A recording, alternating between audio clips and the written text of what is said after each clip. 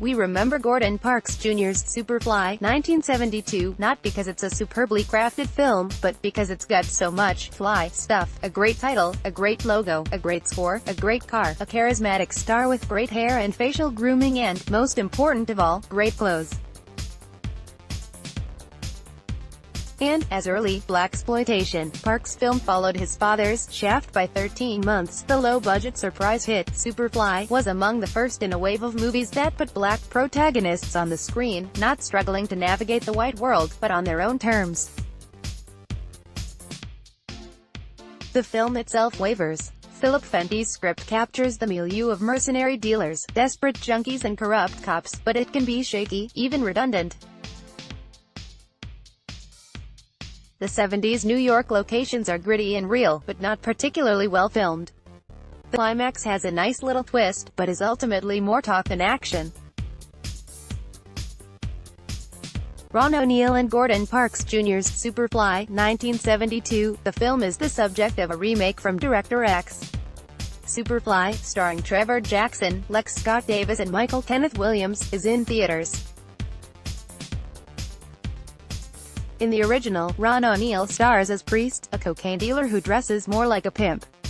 All of his profits apparently go to haberdashers. His ride is not exactly low-key. Priest drives a late-model Cadillac Eldorado customized with a Rolls-Royce grille. Like a plumber who is never without a wrench, Priest always wears decorative little Coke spoons on a chain that hangs from his neck like jewelry. He uses the heart rate accelerating drug as a morning pick-me-up.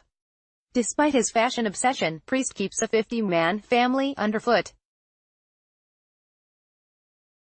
When slow, sweet-natured Fat Freddy, Charles McGregor, is late on a payment, Priest turns him into a violent enforcer. When a junkie swipes Priest's stash, he gives furious chase, leaping over a fence in one swift motion. O'Neal, not a stuntman, pulls this off, but Priest plans to get out of the life by selling 30 keys of coke in 4 months for $1 million. The big one, says his partner, Eddie, Carly, you gonna give all this up? 8-track stereo, color TV in every room.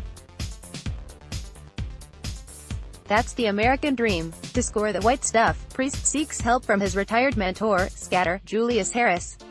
But Scatter worries that re-entering the field may backfire.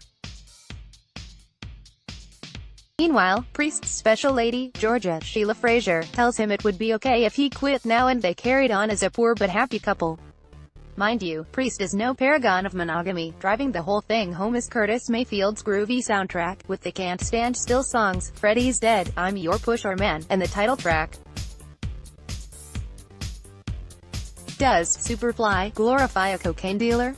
Time for some whataboutism. What about 1931's The Public Enemy, with a gangster hero who sells booze during Prohibition?